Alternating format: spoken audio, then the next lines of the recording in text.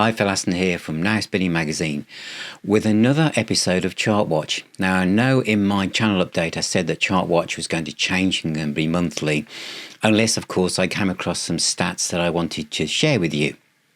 And I have. And I felt that I just wanted to jump on and talk a little about what I've been looking at and to say what I think. So technically, this is episode 32 of Chart Watch. And the key things I want to talk about, what's the UK number one album this week, just because of the numbers behind it. And then I want to look at some trending stats to do with vinyl sales and CD sales. And then it's an article that actually I stumbled across, which was looking at the effect of AI on the potential future of music revenue, which made me also look at some streaming stats, and especially to do with the amount of music that gets uploaded and actually never gets played. And I wanted to look at that in the basis of, for new musicians, new artists, and the importance of the niche that is physical music and why it's important. And in fact, you know, the role that the major labels have in this area, really. But I know that a lot of artists are also navigating this on their own and are making a really good job of it as well. Now, I'm going to be sharing my screen at various places, so bear with me as I sometimes disappear out of shot. But I want to try and make this as succinct as I possibly can. So, first of all, I'm going to look at the number one album for this week. So here we go. So this is the UK album charts for week 15. And number one is Ellie Goulding, who you might be able to see at the top of the screen here. She's gone straight into number one. We've got NF at number two and Linkin Park. I think that's the only two things I'm going to mention at this stage. So I'm just going to scroll down here and look at the actual numbers. This week's sale, 11,818. Physical sales of that number were 10,021. So it's nearly all physical sales. Now, the breakdown of that 11,818 is 7,072 CDs, 2,011 vinyl albums, 838 cassettes, 639 digital downloads, and 1,158 sales equivalent streams. Before I look at the analysis of this number to get to number one, the cassette thing, because I get lots of questions, people saying, who is buying cassettes? Now, a lot of people who are buying cassettes aren't actually buying them. What do I mean? I mean, they're getting them without even asking. For instance, Lee, my youngest son, has just bought How to Be Human, Amber Run on vinyl. And it came with two cassettes, two different versions of the album on cassette. Now that will count as 3 sales and two cassette sales, even though he only bought the vinyl album. So a lot of these are actually being bundled in, okay? So that's how the cassette is appearing so often. Now the thing is with this has got to be one of the lowest numbers to get to number one I think we've had. It's the lowest to score a number one debut since Digger's Naughty by Nature album 51 weeks ago. I mean, if I actually look at her other albums, and looking at first album, Lights, sold 36,844 copies and debuted at number one in 2010. The follow-up, Halcyon, sold 33,500 copies, got to number two in 2012. Third album, Delirium, sold 38,429, was number three. Brighter Blue sold 14,800, number one in 2020. And Halcyon holds the record number one best sale for Golden Album, which shifted 64,000 copies in the week before Christmas in 2013. So I find this really, really interesting. I know many of you have said, God, these are the numbers to get to number one. And I've been used to commentating on numbers here about 22,000. Taylor Swift was over 100,000. Arctic Monkeys was 80, 90,000, wasn't it? But mainly, on average, it's around 20 to 30,000. But it's really been hovering or struggling to get above 20,000, really. And if I look at one of the classic albums that's popped into the charts, Meteoria from Linkin Park, the first of 5 number albums, which racked up 93,886 sales when it opened in 2003. The 20th anniversary of this album, it has sold, where has it got to? And it's gone into number 7 in the charts with 5,500 sales. Now, if I look at the actual official album charts, and they'll actually give advice to young artists, old artists, saying, how do you get a number 1 album? And it says here that you're looking at between 60,000 plus to get to official number 1 album, and you need to sell 4 to 5,000 to get into the top 40. And for singles, you probably need to sell about 100 to 110,000 albums. So they're saying to get to number 1 album in the UK album chart, you need to sell about 60,000. Well, that's not the case anymore. I would say that your target should be around 20 to 25,000.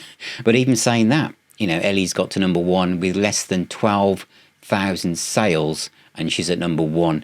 Looking at some of the albums that were underneath that, number 2, the album by NF got sold under 8,000 copies to get there, and Lewis Capaldi, due to his documentary, has seen a 56 increase in sales for his album Divinely Uninspired to a Hellish Extent, has leapt to number 4 on 6,000 sales. The other thing I want to mention just at this point is that how all of these sales have been measured, I don't think it's as robust as it was, and I think the whole thing probably needs to be looked at again. When I did that podcast with Karen Manuel from the Key Production Group, she was saying that her place alone had pressed more than the total number of vinyl being stated as being sold in the UK. They were thinking of upgrading the amount of CDs they were being pressed because of demand. And I think a lot of sales are going unrecorded and unnoticed because they're flying out from bands' own websites. I know bands can register, but how many really do? Bandcamp websites, Discogs, eBay, all these different places, and lots of bands sell on eBay. The Cats in Space do as well. I mean, lots of bands do, and it's not all being captured. So I think these numbers are skewed now. It's not like it was in the 70s where you went to a record shop to buy the album. You can now buy that album from so many different outlets, and there are so many different variants. So these numbers are the numbers captured by, I feel, a system that needs to be looked at again.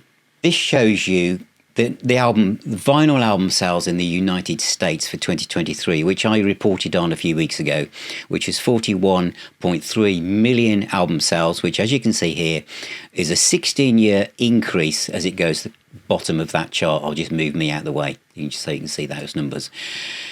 But that pales into significance when you realise what they were selling in kind of like the late 70s. 350 million vinyl albums were selling in a year.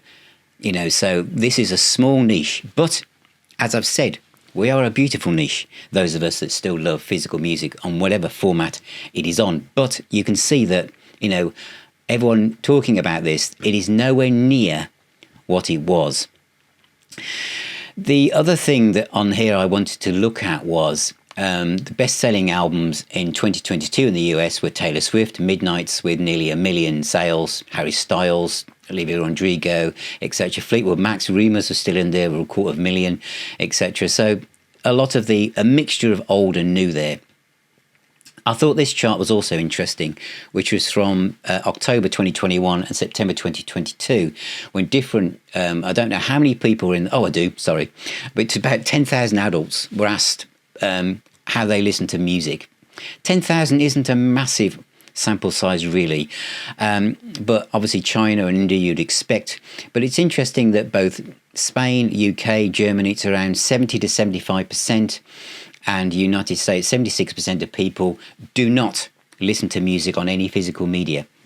This makes sense to me in that all of the Chart Watch episodes I've done when I've been looking at physical album sales, it's been around kind of 15 to 25% of people buying physical music, depending on what time of year it is. So towards Christmas, it becomes 25%, and the rest of the time, it's around 15, 20%. So, as I said, it's a niche, and it's fairly stable, and it's still worth, a fair amount of money. I thought this chart was interesting. Estimated life expectancy of selected audio storage media in years.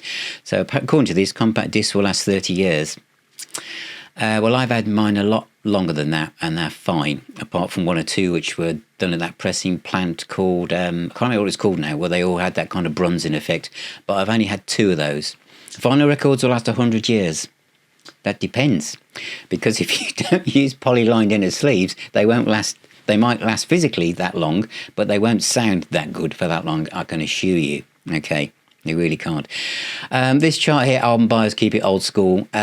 Those of us that love the art form that is the album love vinyl and love CD, and you can see that CD is leveled out here in the green line, and vinyl is climbing up as the digital download heads towards the dustbin, really. Because why would you download something? Because if you're streaming it, you're just going to continue to stream it, aren't you? There was some stuff here. What else did I want to show you? This chart, I think, is the last one to show you, really, is and it's kind of one of those obvious charts, a percentage of UK respondents using audio services for the following amount of time per week. So there's 20% of people that never listen to any music, period. And less than an hour, there's more people streaming than playing a real physical album. And 6 to 10 hours, it slowly goes up. But that makes sense, because people are streaming in the car, they're in the kitchen, they're potting around the house, and they've got things on their phone. So, I mean, putting on an album, putting on a CD is a ritual. It's something that, as an enthusiast, you do because you love far more than just the music. This is an old chart from 2020. Classics dominate LP sales in the US. And they do, yeah, Abbey Road and all things. But they've been around the longest. So they're bound to have, for new releases to catch these guys up is going to take a while. Now, the other thing I wanted to look at here, and this kind of part of the video that I want to talk about was based on the concern that some people who, the people who buy shares in business were kind of concerned about investing in the larger labels like Universal, who are one of the largest labels in the world, because of the threat of AI. And we've all been seeing AI with chat in the news recently, that people are worried that, AI is going to start creating music. Well, I can see it. I think some people are calling some types of music functional music, and there's a label called Endel who's looking at using AI to develop like relaxation music, or music that's played in the background, or copyright-free music for video intros and outros. I can see that happening. That's fair enough. Now, what this chart here shows, this Spotify, is that all the share of the major labels, that it has slightly gone down. It's gone down by 2% annual market share. And so where has this gone? What is this that's causing this? But the other thing that I wanted to, before I go on to this, now get ready for this statistic. Get ready for this statistic. I don't know if I can bring it up on the screen. It's here in this bottom paragraph. Now, there are 100, let's say there's 100 million tracks on Spotify, okay? 100 million. The volume of music created in the past few years is unfathomably large. Nearly 50% of those 100 million tracks available on Spotify were created and uploaded in the past 3 years alone.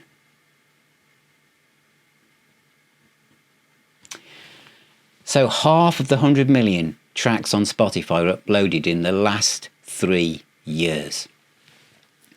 The conclusion is that the major record companies and their indie distribution subsidiaries are releasing a tiny fraction of the 35 million new tracks and videos now hitting the music streaming services every 12 months. So how is it then that those major record companies have only lost 2% of the overall volume of market share in Spotify in 2022? Because that makes sense, doesn't it?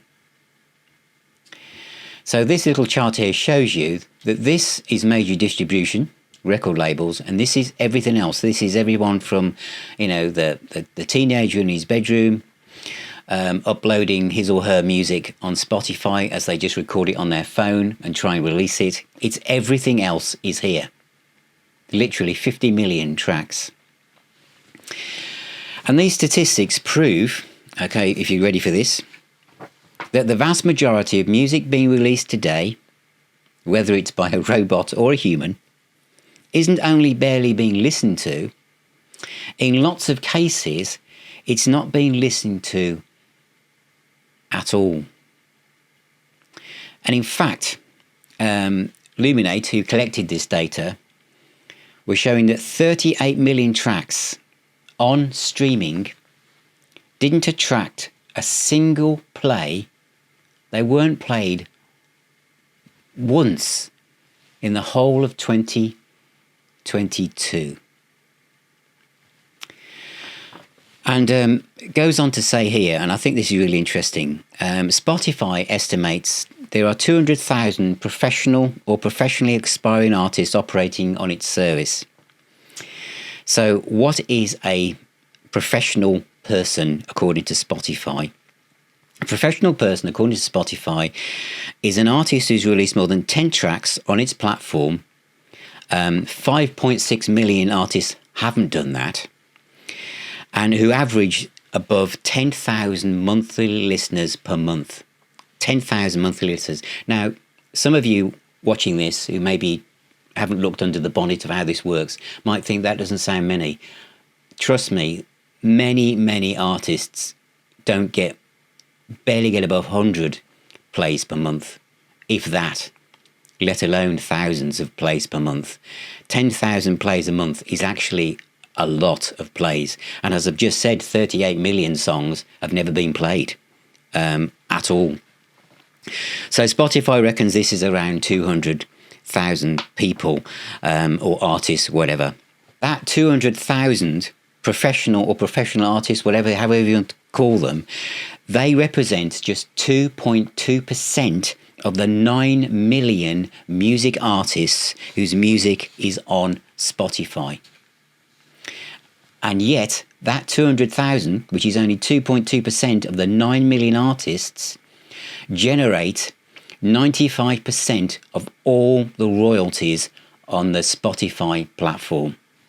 I wonder if I can show you that on a chart. So here you go, look. 200,000 professionally aspiring recording acts globally on Spotify, and they generate 95% of the total royalties in 2022. And this little chart here shows it even more. So there's only 5% left to be distributed amongst 9 million other artists. This chart doesn't differentiate between high royalty plays, that's people who subscribe to Spotify, and those that use the free version, because it is different. It's very, very different. Wow. I mean, those numbers are just incredible, aren't they? They really are. You know, literally, there are literally 9 million artists on Spotify that are just sharing 5% of the royalties, and over 38 million tracks uploaded per year haven't had one single play. So for a new artist, how do you get found? If there's that much music being uploaded every day, how do you get discovered? And this is beyond social media. And I do think you need to look at how you get seen and how you attach yourself literally with a relationship with your audience. And this is why I do believe, that physical music is a niche product. I know that. But those of us that love music, whether you're in my age bracket or you're in my, son's age bracket, which is early 20s, late teens, going out buying albums, that's how you build, a relationship with your audience. I've recently interviewed When Rivers Meet, with a new blues rock band, and they're doing everything on their own. They're not using a major label at all, but they're releasing short runs of albums, and they really are short runs, but it's all crowdfunded. They sell them before they get them pressed. It's really, really interesting when you watch this podcast, because if you are a new artist, that's a template you can follow. Thank you for watching. So thank you for being here. Thank you for subscribing. Thank you for being part of the Facebook group of this website. Thank you for all of you who've become YouTube members, which you can now become a member and subscribe to the YouTube channel. You become a patron. You can support Now Spinning Magazine in so many ways. Remember, music is the healer and the doctor, and I shall see you very, very soon.